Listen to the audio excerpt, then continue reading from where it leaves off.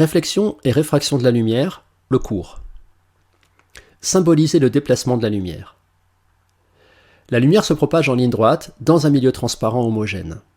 Un milieu transparent laisse passer la lumière, un milieu homogène a la même composition en tout point.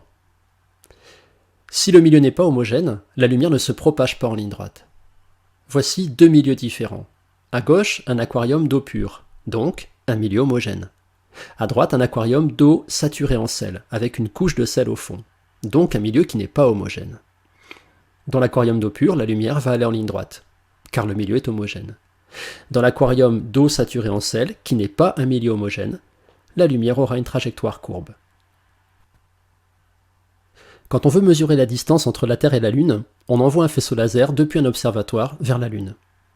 Mais ce faisceau laser revient aussi depuis la Lune vers l'observatoire. Et quand on regarde cette image, on ne sait pas finalement si la lumière maintenant part de l'observatoire pour aller vers la Lune, ou bien si elle part de la Lune pour aller vers l'observatoire. Et donc pour décrire le trajet de la lumière, on doit utiliser une convention précise. Le trajet de la lumière est représenté par un rayon. Ce rayon a une direction qui correspond au trait, ici le trait rouge, et ce rayon a aussi un sens. Le sens est donné par la flèche sur le trait. Et donc sur ce schéma, on comprend que la lumière va de l'observatoire vers la Lune. Attention au vocabulaire. Voici 5 rayons lumineux. Pour chacun, nous allons donner la direction et le sens. Pour le rayon numéro 1, la direction est horizontale et le sens est vers la droite. Pour le rayon numéro 2, la direction est horizontale et le sens vers la gauche. Pour le numéro 3, la direction est verticale, le sens vers le haut. Pour le 4, la direction est verticale, le sens vers le bas. Et enfin, pour le numéro 5, la direction est oblique, avec un sens vers le haut.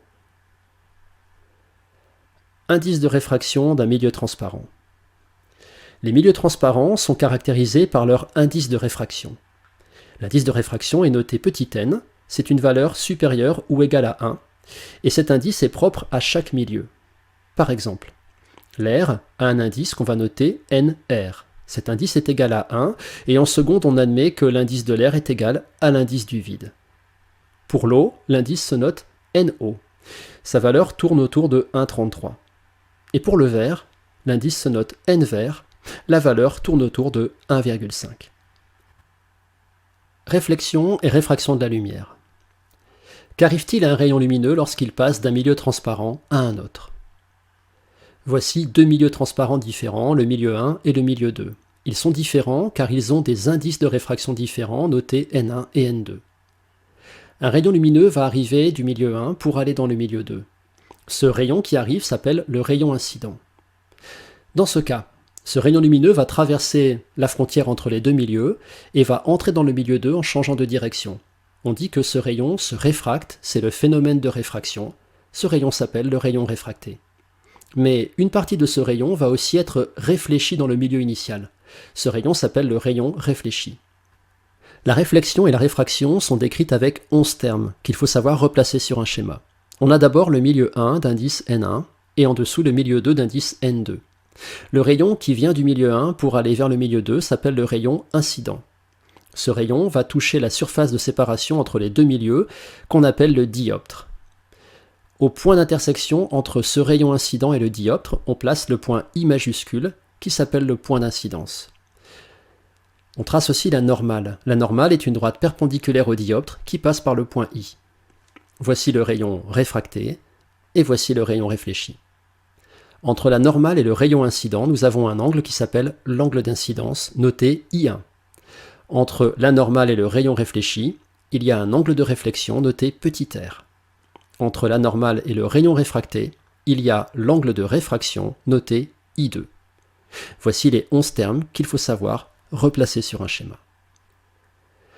Loi de Snell-Descartes pour la réflexion et la réfraction de la lumière. Première loi de Snell-Descartes. Imaginons une lame d'air très mince. L'air a un indice NR égale 1. À cette lame d'air, nous allons accoler une plaque de verre d'indice NVert égale 1,5. Nous avons deux milieux d'indices de réfraction différents. Il y a donc, à la frontière de ces deux milieux, ce qu'on appelle un dioptre. Pour simplifier, ce dioptre va être enlevé. Imaginons un rayon incident qui est dans la lame d'air et qui va toucher le dioptre qui sépare la lame d'air de la plaque de verre. Au point d'intersection entre ce rayon incident et le dioptre, on peut placer le point d'incidence et on peut aussi tracer la normale, la droite perpendiculaire au dioptre qui passe par I. Le rayon incident va être réfléchi. Et ce rayon réfléchi va rester dans la lame d'air. Ce rayon incident va aussi traverser la frontière entre la lame d'air et la plaque de verre, le dioptre, mais en changeant de direction. Donc la direction initiale en pointillé ne sera pas conservée, on aura une autre direction, et voici le rayon réfracté. Et le rayon réfracté va rester dans cette plaque de verre. C'est-à-dire que dans les deux cas, le rayon réfléchi ne peut pas prendre ce genre de direction, le rayon réfracté ne peut pas prendre ce genre de direction. La loi de Snell-Descartes, la première loi, dit le rayon incident, le rayon réfléchi, le rayon réfracté et la normale sont dans le même plan. Deuxième loi de Snell-Descartes, pour la réflexion. Dans ce qui suit, on va uniquement considérer le rayon incident et le rayon réfléchi. Le rayon incident touche le dioptre et est réfléchi. Sur ce schéma, on peut tracer le point d'incidence et la normale.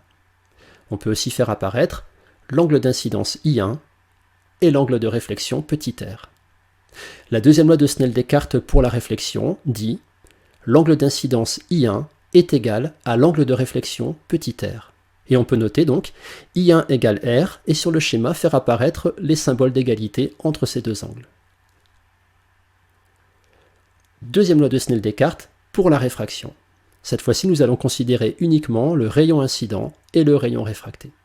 Voici le rayon incident, voici le point d'incidence et la normale, et voici le rayon réfracté. On fait apparaître l'angle d'incidence I1 et l'angle de réfraction I2.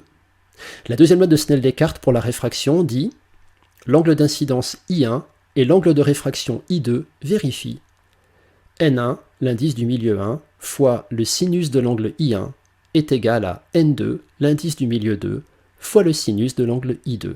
Cette relation est à connaître par cœur. Voilà, ce cours est terminé. À voir maintenant réflexion et réfraction de la lumière, 4 exercices.